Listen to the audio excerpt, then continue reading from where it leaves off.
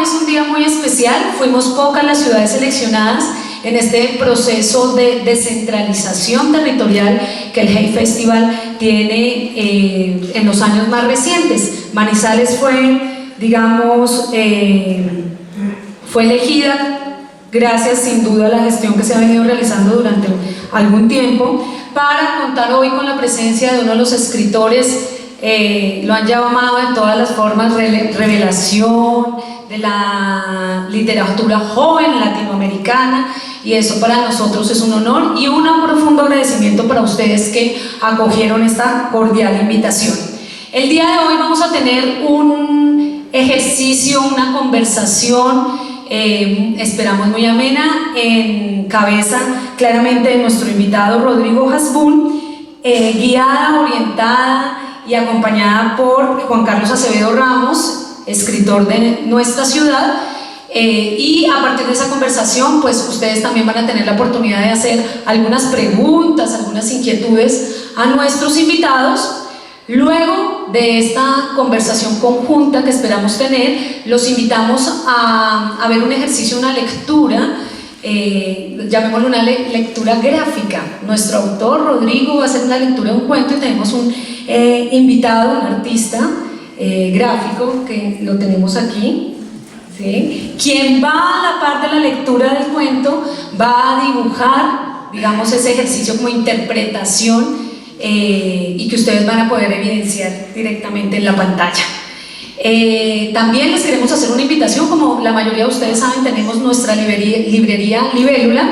Allí tenemos 2 títulos de Rodrigo, los vemos aquí, uno más reciente. Tenemos 2 títulos para quien quiera adquirirlos, en la librería está a su disposición, porque sin duda después de la conversación se nos van a agotar las existencias.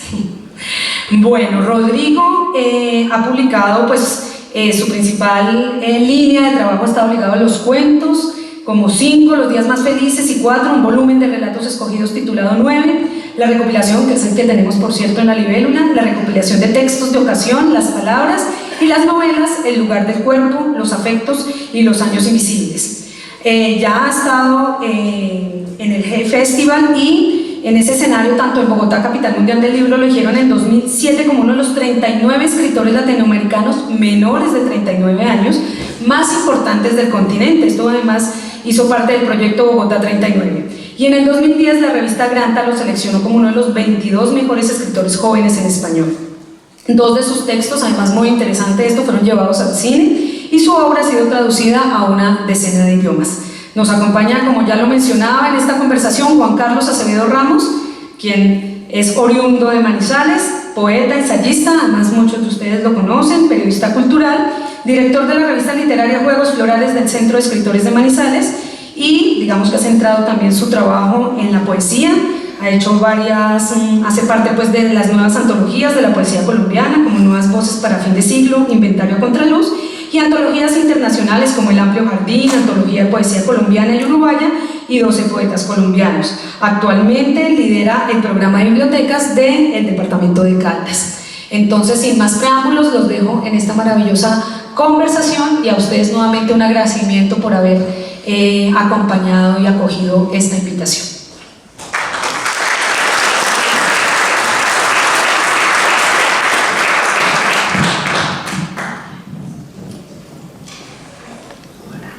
Buenas tardes, Rodrigo. Quiero saludar a los asistentes esta tarde al auditorio del Banco de la República en este conversatorio que se ha denominado La vida secreta de los libros.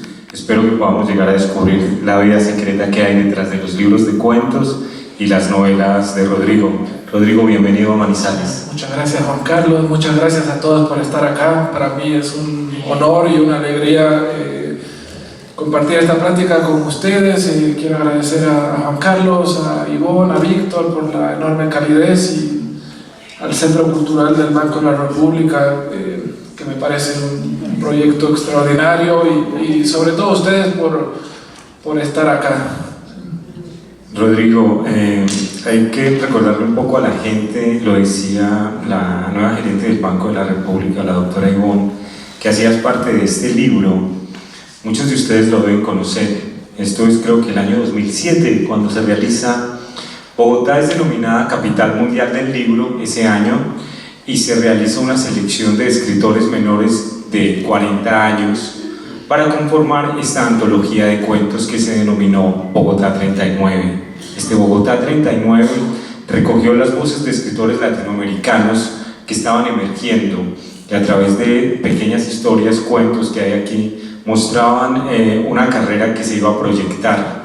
Fue una selección, creemos que muy acertada, lo decíamos hoy en el almuerzo, porque entre ellos está Rodrigo, que ha seguido un camino de éxito en la literatura. En Colombia recordamos a Pilar Quintana, que hace parte de este libro, a John Jairo Junieles, que hace parte también de esta selección. En Argentina está Andrés Newman, que ustedes conocen bien, terminó siendo premio Alfaguara de novela. Y también, digamos, recordamos otros dos colombianos que fueron Antonio Ungar, Antonio García Ángel, Juan Gabriel Vázquez. Y Juan Gabriel Vázquez, que acaba de ganar hace un par de días el premio de novela de la Universidad de AFIT. Antonio Ungar se ganó el premio de también. Así también. Entonces, como pueden ver, los cuentistas que seleccionaron en los 2017 en Bogotá 39 de la antología que hace parte Rodrigo han evolucionado. Hoy tenemos un escritor mucho más maduro que nos va a permitir conversar un poco alrededor de sus libros. Y antes de iniciar haciendo esa pequeña introducción, yo quería leer un pequeño aparte que hace Rodrigo en uno de sus libros. El libro se llama Las Palabras. Y a través de la lectura de este libro me redescubrió una autora que creo que podemos hablar un poco de ella ahora, pero déjame citar por favor estas palabras de ella. Confío en que no se me entenderá mal, no sé nada sobre el valor de lo que puedo escribir, sé que escribir es mi oficio. Cuando me pongo a escribir me siento extraordinariamente a gusto y me muevo en un elemento que me parece conocer extraordinariamente bien. Utilizo instrumentos que me son conocidos y familiares y los siento bien firmes en mis manos. Si hago cualquier cosa, si estudio una lengua extranjera, si intento aprender historia o geografía o taquigrafía, o si puedo hablar en público o hacer punto o viajar, sufro. Y me pregunto continuamente cómo lo hacen los otros estas mismas cosas. Me parece siempre que debe haber una buena forma de hacer esas mismas cosas que los demás conocen y es conocida para mí. Y me parece que soy sorda y ciega y siento como una náusea en el fondo de mí. Cuando escribo, por el contrario, no pienso nunca que quizá hay una forma mejor de que se sirvan los otros escritores. Entendiéndome, yo solo puedo escribir historias. Siento que escribir un ensayo de crítica o un artículo para un periódico de encargo me va bastante mal. Lo que escribo entonces lo tengo que buscar fatigosamente.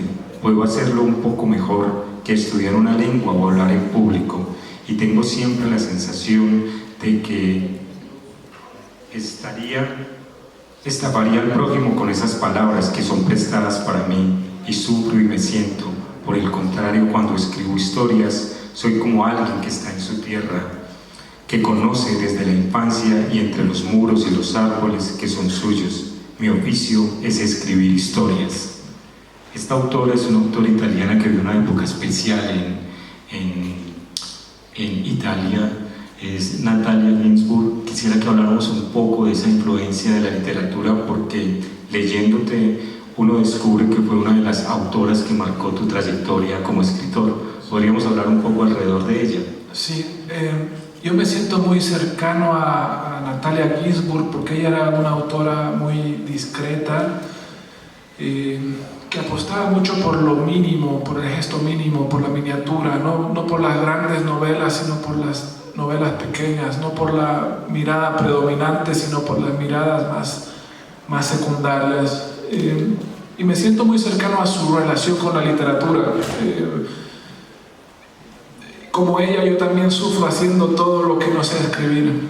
¿no? Soy un ser bastante inútil en la vida diaria, me cuesta mucho dar charlas, me cuesta mucho enseñar, me cuesta mucho... todo me cuesta mucho. Un poco en esa cita ella dice algo similar. En cambio, en la escritura me siento muy en confianza y muy en mi reino. Es el lugar de la felicidad, es el lugar de las revelaciones más importantes, es el lugar donde puedo mirar mejor y donde se me refresca un poco la mirada hacia lo que hay fuera de la escritura. Es decir, como dice ella, yo creo que los libros nos devuelven el amor por la vida, y cuando los leemos y también cuando los escribimos. A ti te cuesta, pero cuando estás escribiendo, indudablemente te nutres mucho de la memoria. Leía acerca de ti, decías que eres un escritor que vive actualmente en Estados Unidos, pero Bolivia no queda lejos, queda en tu memoria siempre. Vuelves a ser un escritor que está viviendo en Cochabamba, a recordar esos lugares. ¿Cómo se va nutriendo tu escritura desde esos recuerdos? Yo llevo la mayor parte de mi vida adulta viviendo fuera de Bolivia, y como le sucede a muchos migrantes, al momento de irme me di cuenta de que irse de un lugar no es posible. Uno no termina de irse nunca, y uno no termina de llegar nunca al lugar al que supuestamente se ha ido.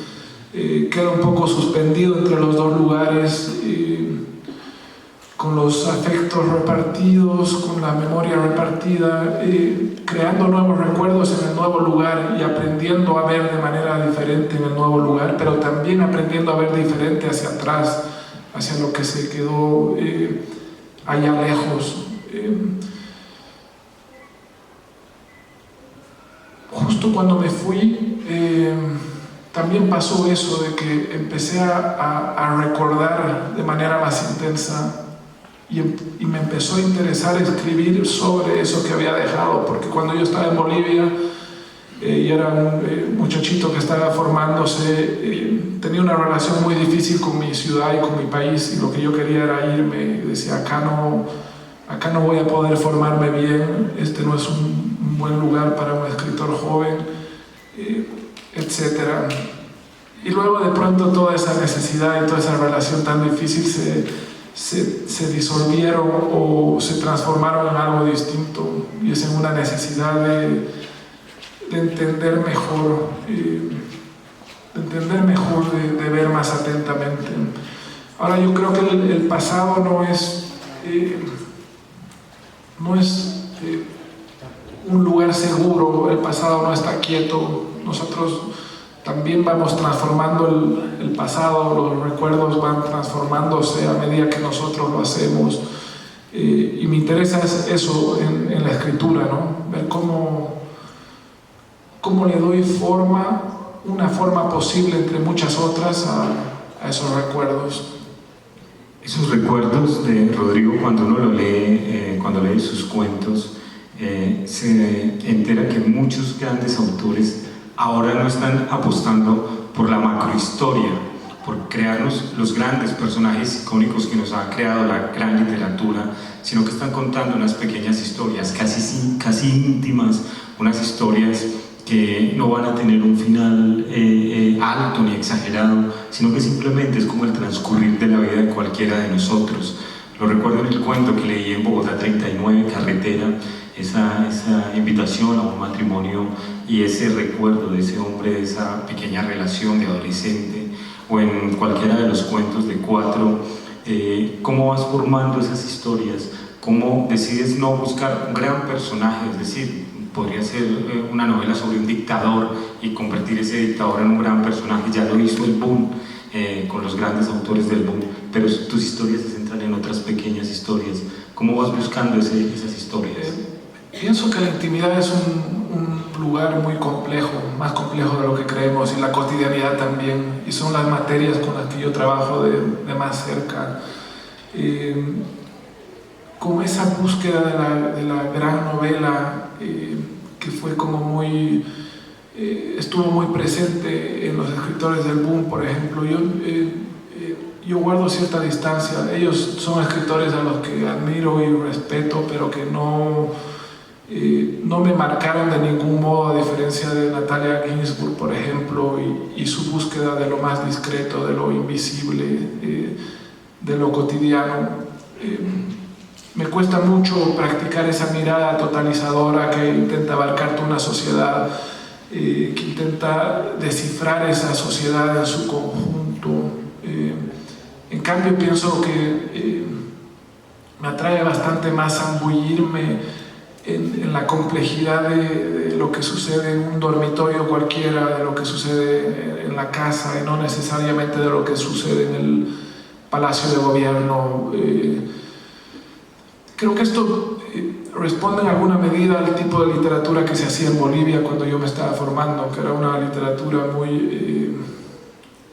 muy comprometida, que había asumido ciertas tareas sociológicas, antropológicas, políticas, etc. Y esos libros, me parecía a mí, descuidaban el aspecto literario. Yo sí creo mucho en la literatura, creo en el poder de la literatura, creo que la literatura nos puede hacer viajar mejor que cualquier otro instrumento, hacer viajar hacia los otros, nos hace viajar hacia nosotros mismos,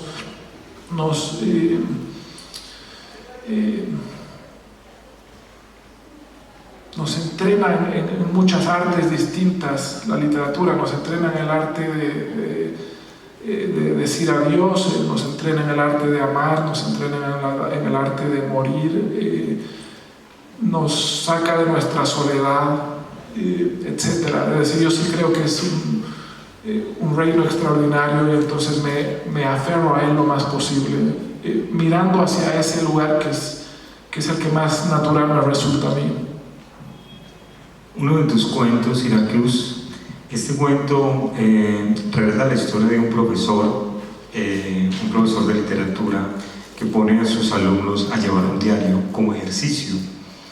Ese cuento nos remite entonces a la literatura de diarios. Hay muchos escritores que han utilizado el diario para contar sus historias.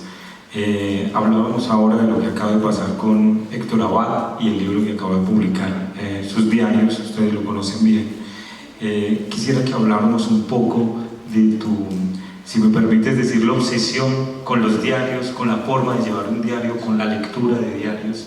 ¿Cómo este instrumento de llevar un diario, de leer los diarios de los demás, terminan enriqueciendo tu obra y tu vida? Sí. Bueno, yo tengo una doble relación con el diario, una personal, y es que escribo un diario hace 20 y tantos años. Para mí es un ejercicio interesante, un ejercicio de preservación del presente que siempre está en fuga. Tengo una memoria muy mala, muy mala, y entonces intento anotar lo que me va sucediendo día a día de la manera más detallada posible. Para mí es una especie de instrumento al que vuelvo cada tanto para ver, mira, a ver qué me estaba pasando en ese momento de mi vida, qué estaba pasando en mi familia, qué estaba pasando en mi país, etc.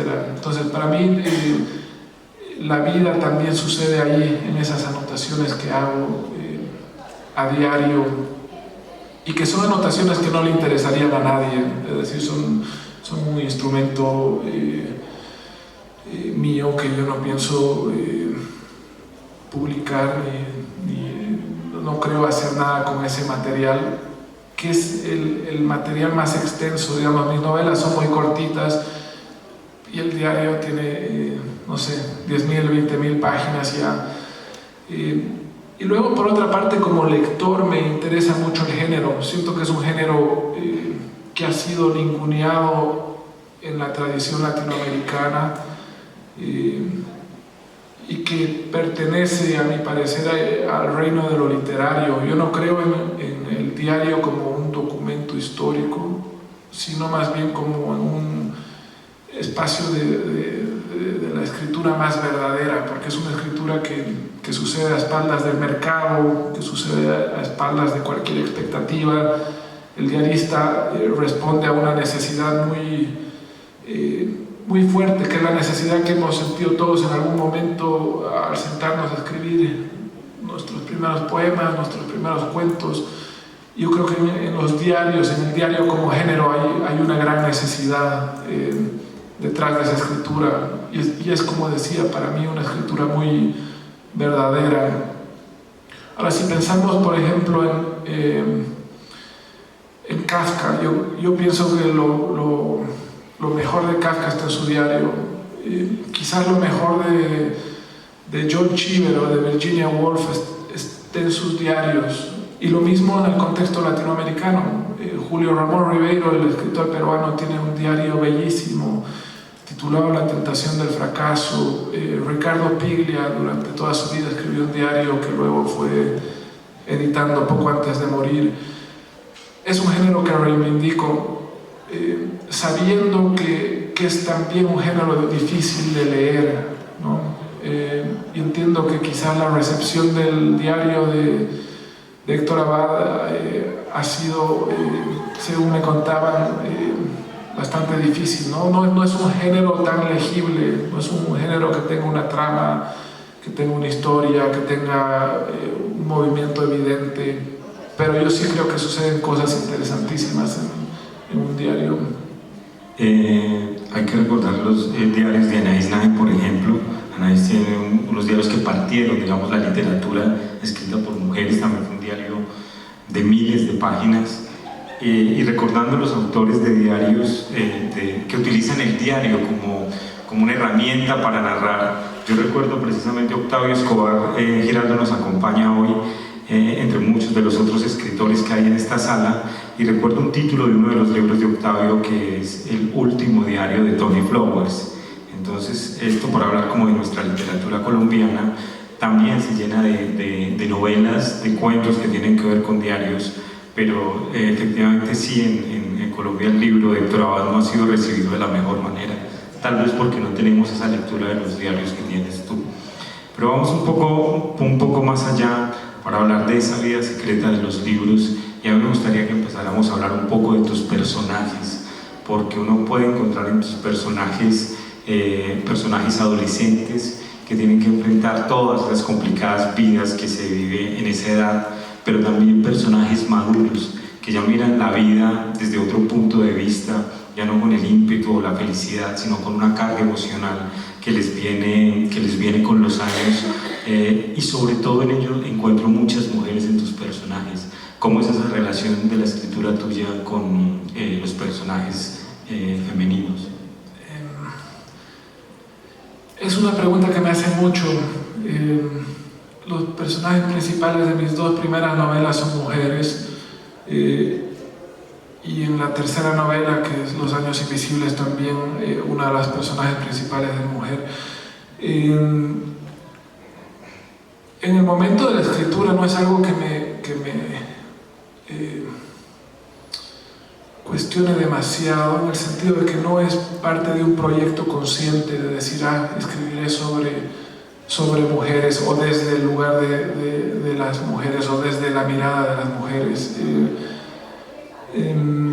Sí creo que la escritura te fuerza a ponerte en el lugar de los otros, con toda la complejidad y la responsabilidad que ese desplazamiento implica. Y quizás es más desafiante para mí cuestionarme mi propia mirada, atentar contra mis propias mentiras y decir, a ver, ¿cómo sería ver la vida? ¿Cómo sería afrontar las relaciones personales? La dificultad de vivir en un mundo tan masculinizado, tan machista. Y entonces asumo un poco ese desafío, ¿no? Es un desafío que tiene riesgos, porque es muy fácil terminar estereotipando a los personajes, terminar reduciéndolos, y claro, parte de mi compromiso como escritor es justamente no hacer eso, ¿no? Asumir este acto con toda la complejidad y toda la responsabilidad que implican. Decías en alguna parte de tus libros que la literatura, tal vez no lo cite muy bien, si lo recuerdo, es la literatura podría componerse de experiencia, memoria e imaginación. ¿Cómo es esta relación de la experiencia, la memoria y la imaginación en la literatura? hay escritores que trabajan más de cerca con la memoria, hay escritores que trabajan más de cerca con la experiencia personal, y hay escritores que trabajan más de cerca con la imaginación, pero no son reinos completamente distinguibles o apartados, ¿no? Están más bien fusionados. Yo estoy más del lado de los escritores que trabajan con la memoria. Quisiera tener una imaginación más despierta, quisiera poder escribir otro tipo de libros, pero parte del aprendizaje de la escritura es aceptar las propias limitaciones y resignarse a ellas y jugar desde ahí. No sé si respondo a tu pregunta. Les queda bien respondida esa pregunta sobre experiencia, memoria e imaginación. Ahora hablemos un poco de esa vida secreta de los libros. Muchos de tus personajes vuelven al pasado para recordar a los padres, el padre o la madre, que marcan una figura muy importante en ese personaje, en una época en que la narración lo exige. ¿Cómo es esa relación de un hombre que termina yéndose muy joven, nos dices, viajando por varios países, buscando el lugar del escritor que necesitabas en el mundo, con esa Bolivia que dejas atrás, con esos padres que dejas atrás? ¿Cómo es esa relación? ¿Cómo eso va nutriendo también tus historias, si las nutres? A ver, mi abuelo paterno era palestino de nacimiento. Él se mudó a Bolivia en los años 30 y tardó casi 50 años en volver a Palestina por primera vez. Yo siento que el viaje, el irse, funcionaban de manera distinta en esa época, ¿no? Uno se iba y se iba del todo, y se iba tanto que ni siquiera le transmitía el idioma a los hijos, perdía casi todo vínculo con la familia que había quedado atrás, y de verdad iniciaba una nueva vida en el nuevo lugar, ¿no? Mi abuelo tenía 17 años cuando se fue de Palestina y volvió por primera vez ya anciano a encontrarse con otros ancianos que eran los primos con los que había jugado fútbol en las calles de niños y de adolescentes, ¿no? Ahora mismo las cosas han cambiado muchísimo. Agarramos el teléfono, podemos llamar por WhatsApp a nuestra gente, podemos viajar bastante más frecuentemente y podemos llevar de verdad más de una vida. Creo que podemos llevar vidas simultáneas donde actuamos e interactuamos en más de un lugar de manera muy honda, ¿no? Yo creo que ese es otro paradigma del viajante, el que manejamos hoy en día, del migrante, del que se ha ido.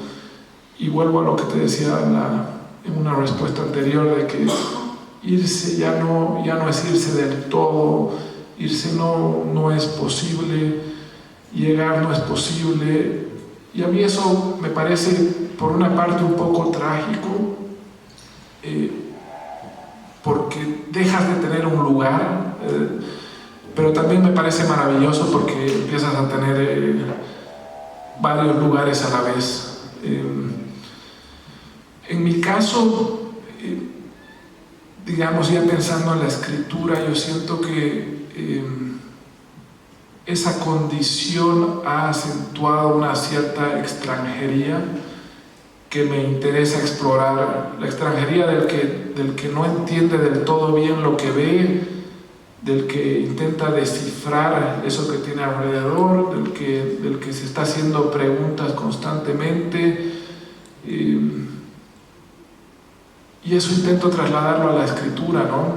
Es decir, cuando uno llega a un nuevo lugar, y yo he tenido la desgracia y la felicidad de tener esa experiencia repetidamente en mi vida, tienes que aprenderlo todo desde cero, ¿no? Tienes que aprender dónde queda la tienda, tienes que aprender qué hacer cuando sucede esto. Entonces vas de nuevo descifrando la realidad y vas vas leyéndola atentamente, pero con la mirada del extranjero, que además puede ver ciertas otras cosas, ¿no? Puede identificar ciertos problemas, ciertas dinámicas, etcétera.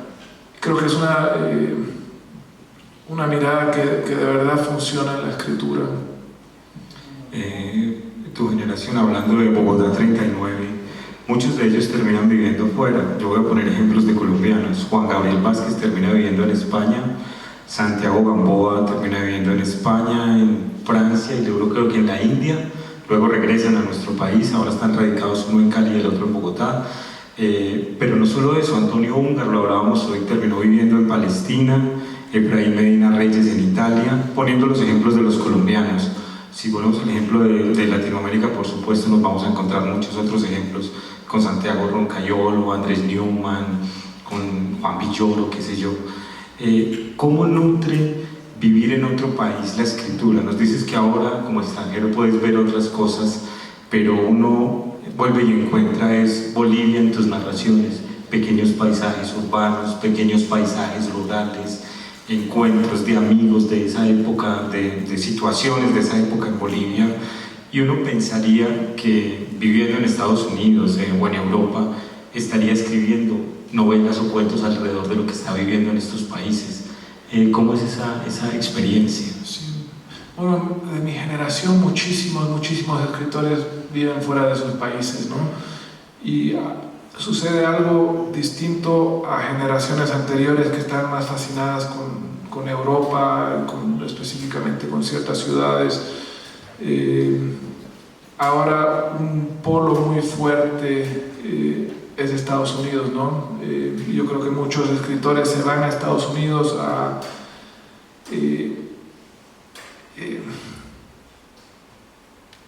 seducidos por ciertas condiciones académicas, sobre todo, porque muchos de estos escritores en los que estoy pensando han ido a estudiar a Estados Unidos, que ofrece becas muy buenas, donde uno no paga los estudios, donde más bien recibe dinero por estudiar, y muchos de estos escritores se han terminado quedando allá, ¿no?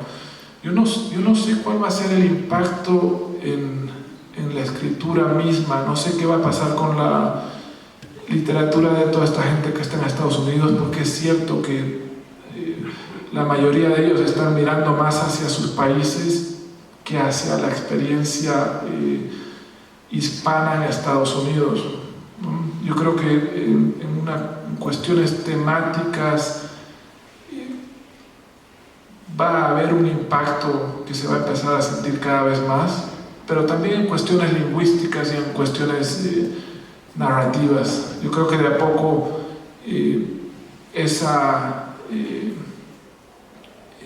literatura hispana va a crecer mucho. Ahora yo creo que Estados Unidos es un país cada vez más latinoamericano. Mi vida en Houston, yo vivo allá hace 5 años, sucede en español. Yo voy a la tienda y hablo español, voy al café y hablo español, enseño escritura en español, hice mi doctorado en español, mis amigos son latinoamericanos llegados de todas partes. Entonces para mí Estados Unidos es cada vez más un país latinoamericano que se resiste a verse como tal, es decir, le está costando mucho a Estados Unidos y sobre todo a ciertas élites aceptar eso, que bueno, Estados Unidos es un país que tiene cerca de 50 millones de hispanohablantes, ¿no? Y es un idioma que está cada vez más vivo, no es un idioma que estamos ocultando ahí, sino que cada vez más lo estamos exhibiendo, y caminas por las calles y lo escuchas, y se está haciendo literatura en español desde ahí. El mercado editorial en español está creciendo, etcétera. Si bien muchas de sus historias nos narran estos paisajes urbanos o rurales, es indudable que los teléfonos celulares, el Facebook, YouTube, Twitter, todos estos nuevos elementos de comunicación de las redes aparecen en tus personajes. ¿Cómo vas integrando toda esta actualidad a estas historias que vas narrando? Bueno, aparecen bastante poco. Aparece bastante poco, porque yo siento que pertenezco a la última generación que creció sin redes sociales, sin internet, sin teléfonos celulares. Digamos, mis recuerdos más importantes de la adolescencia, de la época del colegio, son completamente analógicos, ¿no? Y llamábamos por teléfono y decíamos, bueno, nos encontramos en la esquina de la plaza a las 4:15, y estábamos ahí a las 4:15 y vivíamos así, ¿no? Entonces, la mayoría de mis personajes más bien están anclados en ese mundo, con excepción de unos cuantos cuentos donde he experimentado de manera más cercana qué significa vivir esta vida tecnológica contemporánea. Creo que entonces este es el momento para abrir las preguntas a ustedes. Vamos a hacer una sesión de preguntas breves, porque entonces sigue la lectura de la... Maestro, bienvenido a Colombia. La pregunta mía son dos en una. ¿Tuvo tu abuelo palestino alguna influencia en tus obras? Y la segunda, Evo Morales en Bolivia, ¿tuvo alguna influencia positiva para los escritores y escritoras bolivianas en este momento? Yo creo que heredé de mi abuelo la nostalgia, además de toda la cuestión cultural y de lo que significa crecer siendo más de una cosa al mismo tiempo, ¿no? Siendo boliviano, siendo cochabambino, pero también siendo descendiente de árabes. Entonces esa cosa múltiple me interesa y ha definido un poco mi vida, pero además he heredado de él los pies ligeros y la necesidad de irme, la necesidad de emigrar y de abrazar ese tipo de vida. En cuanto al impacto de Evo Morales en la literatura boliviana, siento que es un poco pronto para saberlo con certeza, pero sí fueron años los suyos donde hubo una especie de autoestima creciente, no solo en los escritores, sino en general en los bolivianos. Estos últimos 15 años nos han empujado a mirarnos de manera distinta, a aceptar nuestra complejidad como país, nuestros orígenes diversos, a mirarnos en el espejo, ¿no? Yo creo que Bolivia se ha mirado en el espejo de una manera diferente a lo largo de estos últimos 15 años y seguramente los escritores también han tenido que afrontar ese desafío. Ahora, no creo que se haya escrito todavía la novela que refleje lo que ha sucedido en Bolivia este último tiempo, ¿no? Seguramente llegará. A mí me gusta pensar a la literatura como un animal lento, que no siempre camina a la velocidad de la realidad histórica, ¿no? Entonces quizás la gran novela sobre estos últimos 15 años sea escrita dentro de 15 o 20 años. José. Sí. Un saludo a maestro Rodrigo Bull. Quisiéramos saludarlo desde nuestra clase de literatura en el banco que preside Juan Carlos y que nos lleva pues, con muy buenos augurios. Yo quisiera preguntarle una parte crítica que para cualquier escritor es muy difícil. La posición política con relación a los sucesos y a las cosas que están pasando en Bolivia, en Chile, en Venezuela y en todas estas cosas. ¿Usted tiene claro esa posición política o no se ha metido con ese tema a nivel de sus libros?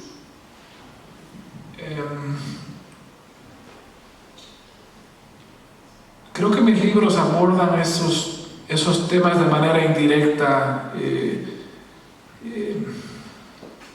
la política que más me interesa va por otro lado. Digamos, me interesa más la política que sucede, para volver a lo que decía antes, en la intimidad, las políticas de género, las políticas generacionales, raciales, de clase, que tensionan cualquier encuentro, cualquier situación. Yo creo que mi mirada es más esa. Me interesa ver qué está sucediendo en un espacio chico que sin embargo está atado a un espacio mayor. Digo, en un espacio chico, si uno mira atentamente, puede ver el retrato de todo un país y puede ver la historia de todo un país, ¿no? Abordar el tema directamente a mí me cuesta y creo que no me interesa. No siento que podría hacer un buen trabajo. Siento que mis herramientas son limitadas, que hay gente que puede hacerlo bastante mejor, gente que tiene una lucidez mayor para leer el presente en esos términos, y entonces yo evito meterme ahí.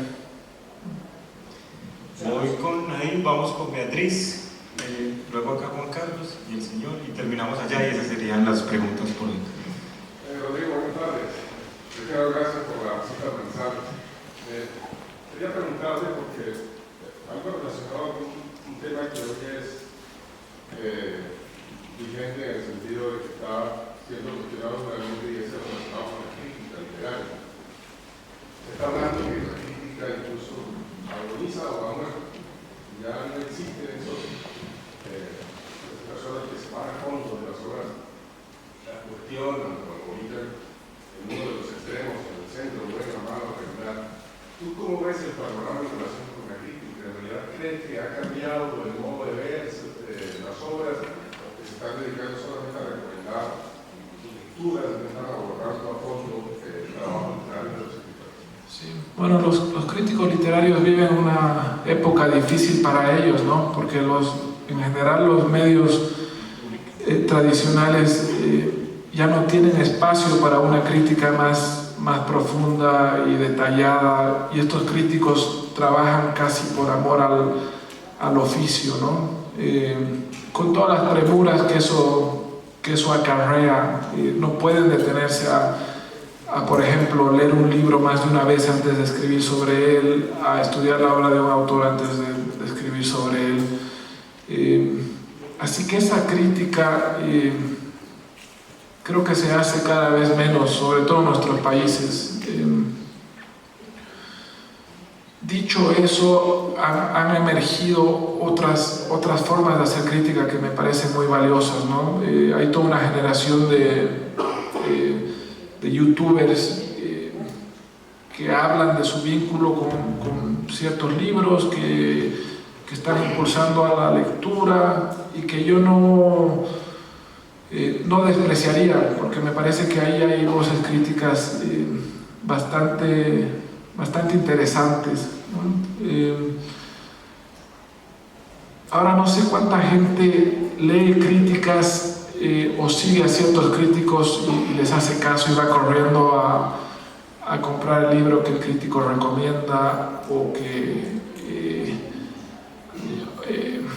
o del que ha escrito de manera elogiosa, ¿no? Me parece que culturalmente la figura del crítico también está mutando. No sé cuál sea el caso de Colombia, no sé si haya críticos muy respetados que tienen un impacto en cuanto o en qué lee la gente, pero pensando en Bolivia, por ejemplo, esa figura no existe. Beatriz. Buenas tardes. Retomando un poco lo que tú decías hace rato sobre la cantidad de escritores y escritoras que han migrado a otros países, ¿no es cierto? Entonces, se me viene a mí pensar que tú de manera lo analizas, que muchos escritores están un poco de espaldas a la realidad de América Latina en general, no en el caso tuyo en particular, sino como en general, ¿cierto? Hay un poco de abandono por parte de estos escritores en su literatura de la realidad latinoamericana, o es que ya no lo hacen como en los años 60, 70, que los escritores eran tan comprometidos directamente No, yo quiero creer que no le han dado la espalda a América Latina. El latinoamericano que vive fuera de Latinoamérica sigue siendo latinoamericano, sigue preocupado por Latinoamérica, y más bien pienso que ha habido un retorno al compromiso político. Yo creo que eso que se perdió un poco a principios del siglo, ahora en estos últimos años ha vuelto. Yo creo que muchísimas escritoras y escritores usan sus redes sociales, por ejemplo, para comentar sobre la situación política o social de sus países, pero también para incidir y participar en otro tipo de debates que no eran tan comunes en generaciones anteriores, por ejemplo, el feminismo. Yo creo que esta generación mía está muy atenta a esas dinámicas de género, de sexualidad, de clase, y están aprovechando sus propios medios para, en la medida de sus posibilidades, incidir o contribuir al debate. Muy bien, Juan Carlos, y unas últimas dos preguntas. Recientemente en una entrevista de OVN le preguntaban a usted que diera los elementos esenciales de la novela comparados con el cuento. Recuerdo algo muy curioso, pues, que hizo el cine de matrimonio con una novela y el amor de una noche en el cuento. ¿Qué más nos puede decir para pensar el cuento y la novela? Sí, hay muchas distinciones posibles entre el cuento y la novela, ¿no? Es famosa la distinción que hacía Cortázar de que el cuento vence por nocaut y la novela por puntos. Philip K. Dick decía, la novela trata sobre un asesinato y el cuento, la novela trata sobre un asesino, el cuento sobre el asesinato. A mí me gusta pensarlos como la aventura de una noche, el cuento, un amorío de verano, la nouvelle, que es un género que a mí me gusta mucho, y un matrimonio, la novela. Yo creo que la novela te da bastantes más posibilidades de ahondar en los personajes, así como lo hace un matrimonio, ¿no? No puedes exigirle al amorío de una noche conocer realmente a la otra persona, su historia, su complejidad, sus antecedentes, sus sueños y sus traumas, sus claros oscuros, etc. Yo creo que la novela sí te lo da. Yo creo que la novela es un género privilegiado para ahondar mucho en qué llevan dentro los personajes, ¿no? De qué están hechos, a qué se enfrentan.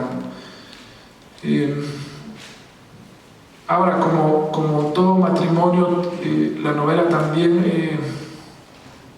tiene momentos de mucha intensidad y luego otros momentos donde parecería que no sucede demasiado, momentos de estancamiento, de aburrimiento, que no permiten tanto los otros dos géneros, ¿no? Yo creo que hay una intensidad mayor en el cuento y en la novela, que por cierto son dos géneros que han sido practicados brillantemente en Latinoamérica. Yo creo que la tradición del cuento y la tradición de la novela corta son en verdad ejemplares en Latinoamérica, quizás aún más que la tradición de la novela. Somos buenos para los amoríos de una noche y para los amores de verano. Muy bien, la pregunta. Maestro Rodrigo, se ha hablado mucho del cuento. ¿Por qué no nos regalan unas palabras sobre los afectos? Y me gustaría mucho unas palabras sobre el final de los afectos. Camaradas, etc. Sí, Los Efectos es mi segunda novela, se publicó hace 4 años y ahí hice algo distinto a lo que había hecho hasta entonces, y es trabajar con una familia real, ¿no? Investigué una familia de alemanes, los Erd, que se mudaron a Bolivia después de la Segunda Guerra Mundial. El padre de ellos había sido un camarógrafo muy conocido en la Alemania nazi.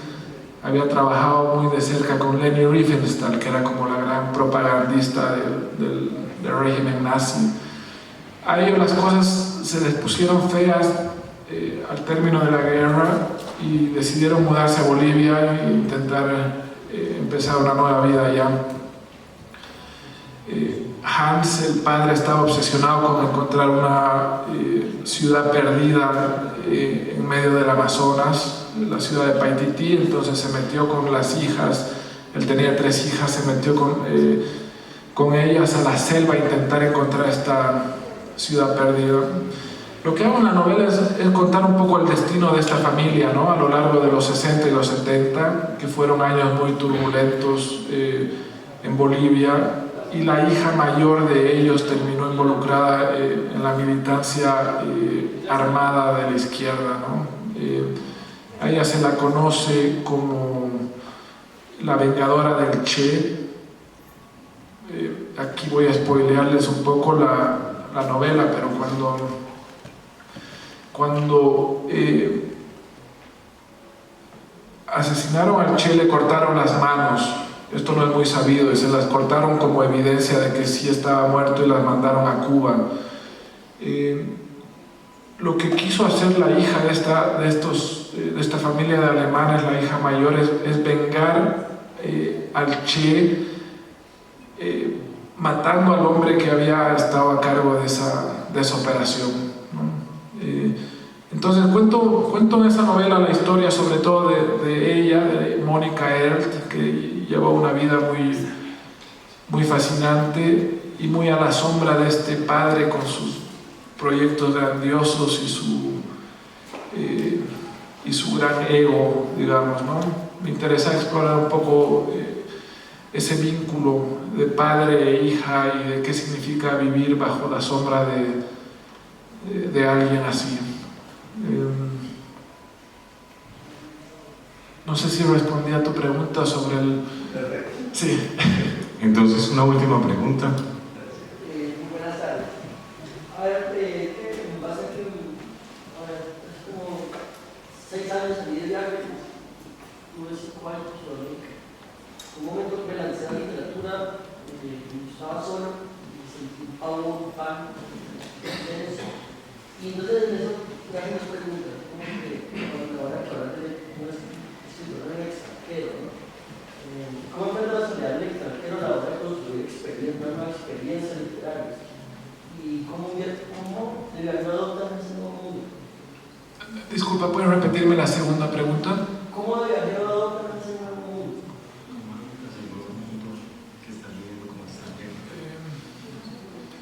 Bueno, es un poco lo que decía antes, ¿no?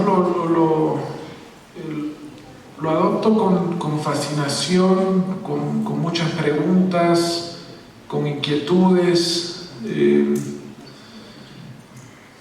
como una oportunidad de ver algo distinto que me ayude a cuestionarme a mí mismo de manera diferente, que ayude a cuestionar mi país de origen de manera diferente, porque claro, el viaje, y esto lo he estado diciendo mucho esta tarde, el viaje fomenta la mirada comparativa. El que viaja está comparando siempre lo que tiene alrededor con lo que dejó atrás, ¿no? Y eso me gusta, me mantiene como vivo, me refresca la escritura y me refresca la vida.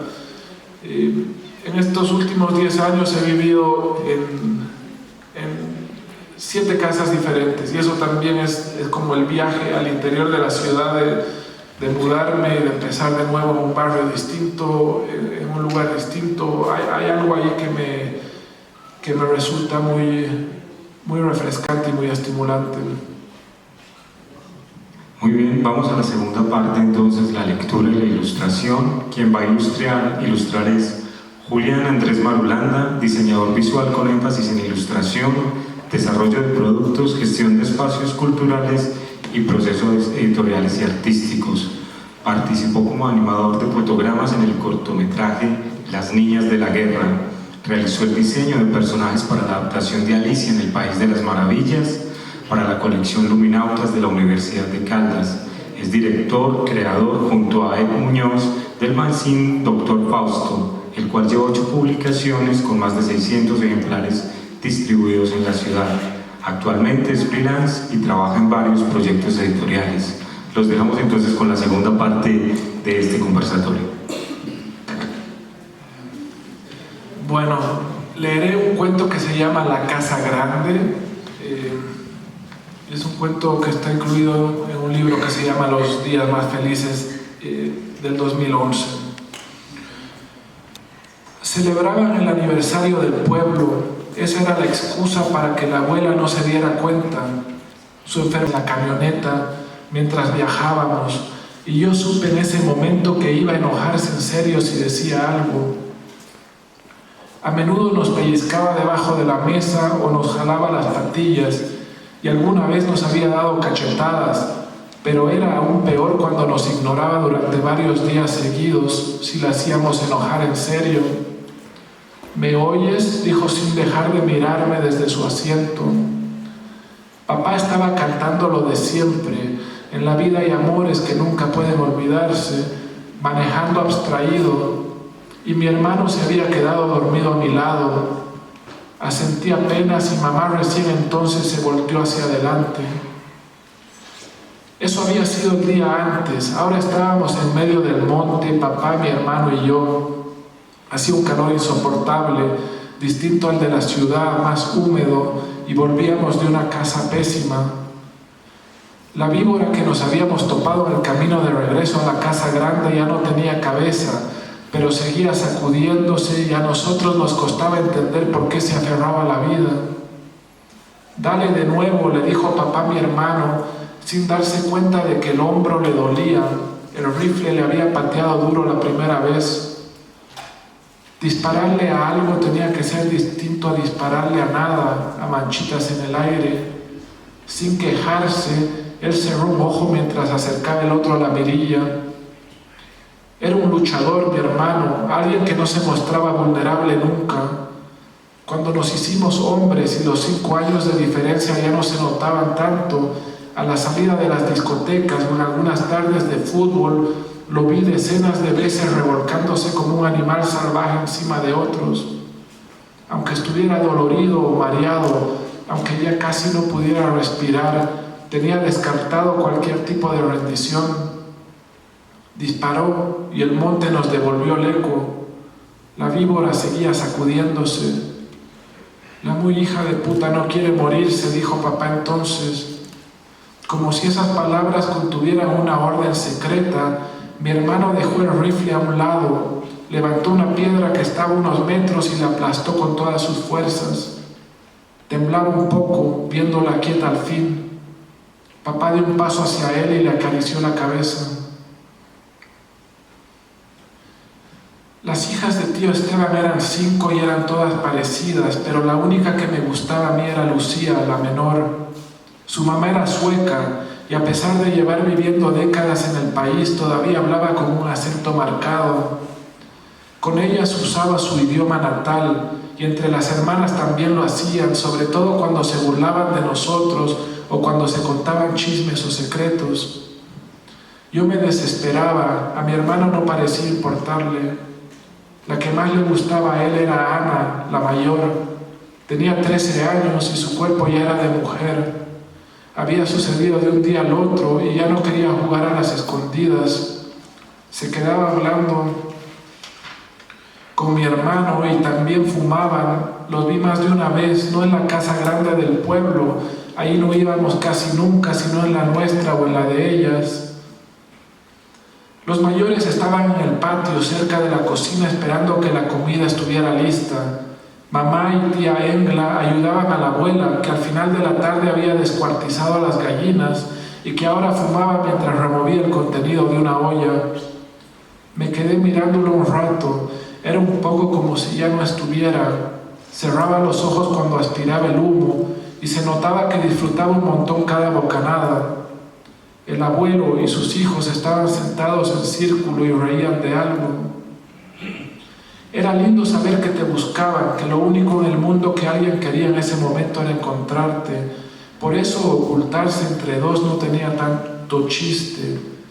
Pero a mí me tocó con Lucía, y yo con Lucía podía hacer cualquier cosa. Me agarró de la mano y dijo que tenía una gran idea. A Melissa y a mí les tocaba contar. Oíamos sus voces todavía, 9, 8, 7, pero cada vez más lejos. También oíamos las risas de los mayores, se los sentía un poco borrachos. Su mano estaba caliente y sudada y ella caminaba rápido. Salimos al patio de atrás, que en realidad ya era campo. No creo que valga aquí, dije. No dijimos, dijo ella, así que vale. Aquí no van a encontrarnos ni queriendo. No seas tonto, por eso mismo, ven. Los 2 caballos del abuelo empezaron a relinchar cuando llegamos. Les tenía miedo, pero no dije nada. Lucía se metió en la caballeriza y le acarició la cabeza a uno. Parecía que la estaba mirando a los ojos. Los del caballo eran el triple de grandes. Los 2 parpadeaban y yo no me animaba a entrar. No seas marica, dijo ella. No es por marica. ¿Por qué entonces? Hay víboras. En la tarde le disparamos a una. No se quería morir. Ella dejó de acariciar al caballo y me miró.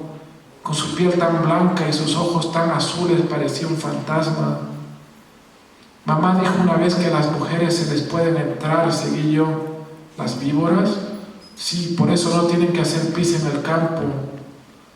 El otro caballo empezó a respirar ruidoso y yo aproveché para mirar hacia la casa y ver si Mía y Melissa se habían dado cuenta. No había nadie, tampoco Ana ni mi hermano.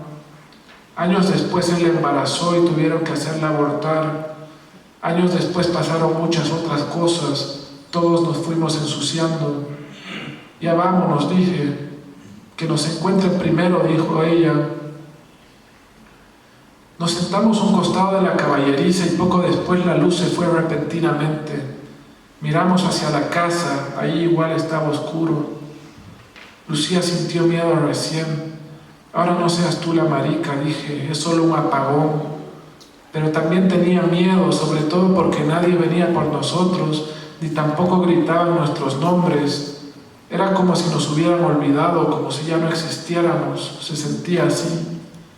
Quise abrazarla y me apartó con brusquedad. Es tu culpa, dije, tú eres la que quiso venir aquí. Traidor, dijo ella mientras se ponía de pie. Traidor de mierda, dijo. Nunca antes la había escuchado decir una mala palabra y empezó a correr hacia la casa. Yo me levanté y corrí detrás.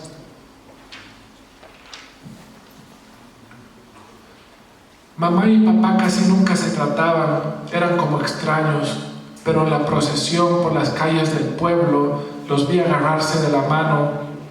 Éramos los visitantes ilustres, una de las familias que habían prosperado en la ciudad y teníamos que aparentar que nos queríamos. Nos queríamos, pero en la ciudad mamá y papá dormían en cuartos separados y podían pasar días enteros sin decirse nada. Mi hermano caminaba a mi lado. ¿Te la chapaste, sí o no? La música de la banda sonaba a todo volumen y yo hice como si no lo hubiera oído, Seguí caminando con la mirada al frente, pero el corazón comenzó a palpitarme rápido. Delante nuestro los abuelos se movían apenas y los tíos y las chicas estaban en la primera fila, justo detrás de la Virgen que cargaban entre 4. Yo a la Ana la manoseé entera, hasta me dejó que le meto un dedo. No te creo, dije. En ese momento la procesión se detuvo. Mamá se dio la vuelta para constatar que nosotros también estábamos rezando. Tenía una mirada dura, mamá. Yo no entendía todavía que esa era la mirada de las mujeres que no son felices, la mirada de las mujeres abandonadas por maridos que sin embargo seguían a su lado por costumbre o por guardar las apariencias o porque tenían claro que las amantes eran solo para un rato, a diferencia de la esposa que debía ser una sola para siempre. La de mi hermano tenía esa misma mirada y yo la consolé años después. Cuando mi consuelo dejó de serle necesario y decidió irse, dejarnos a los 2, llevándose a los niños, A él lo vi llorar por primera vez. Terminó el rezo y mi hermano me miró desafiante. No te creo, repetí. Me vale un guato que no me creas, dijo.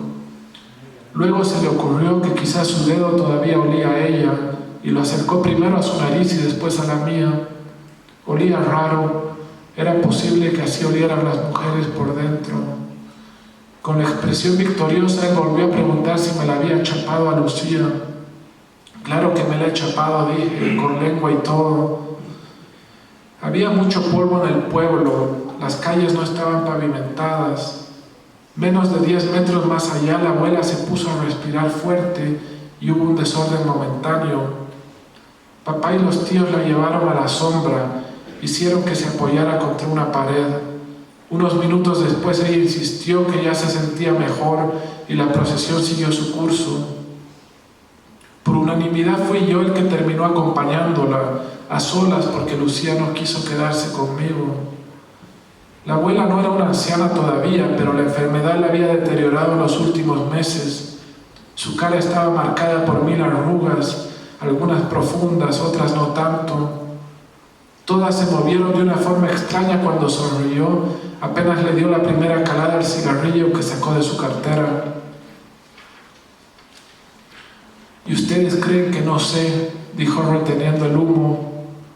Yo me quedé mirándola, primero sin entender a qué se refería y luego sin estar seguro qué decir. En ese momento sentí recién el olor a tabaco, una ráfaga amarga y me dio un poco de náuseas. En las décadas siguientes ese olor me devolvería a ella cada vez, a ese mundo que estaba a punto de desaparecer. Poco después hasta vendieron la casa grande y de nuevo mi corazón comenzó a palpitar rápido. Como si lo oyera, como si el enfermo al que debíamos custodiar fuera yo. La abuela habló entonces. Vámonos, dijo, ya vámonos de una vez. Gracias.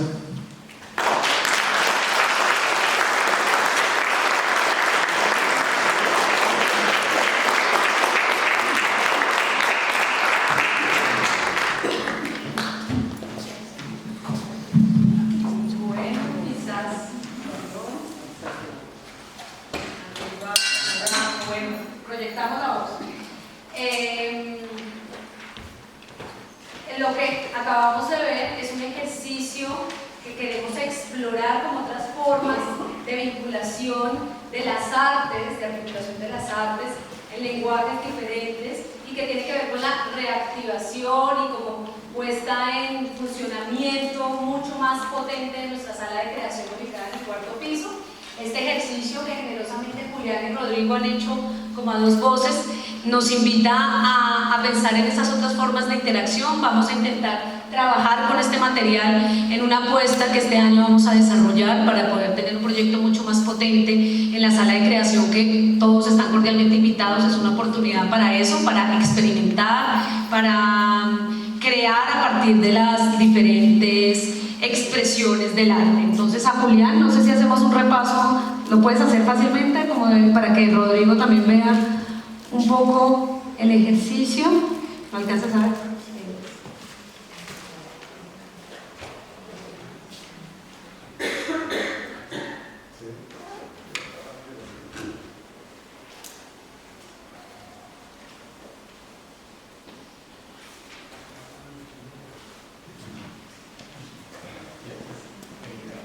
Ok, entonces pues un fuerte aplauso para nuestros 2 artistas, Julián y pues a Rodrigo. Muchas gracias por compartir tu experiencia, tu arte, y pues bienvenido siempre a este centro cultural, y a Manizales, esta es tu casa. A todos ustedes muchas gracias. Los invitamos el viernes 10 de la mañana, tenemos también una perla del Hey Festival, en la transmisión en streaming aquí de la conversación de Dilma Rousseff, ¿qué pasa con la izquierda? Se llama. Es muy interesante, los invitamos 10 de la mañana este viernes 31 en la sala de creación, justamente Dilma Rousseff en conversación con Javier Moreno. Un aplauso para ustedes y mil gracias por acompañarnos.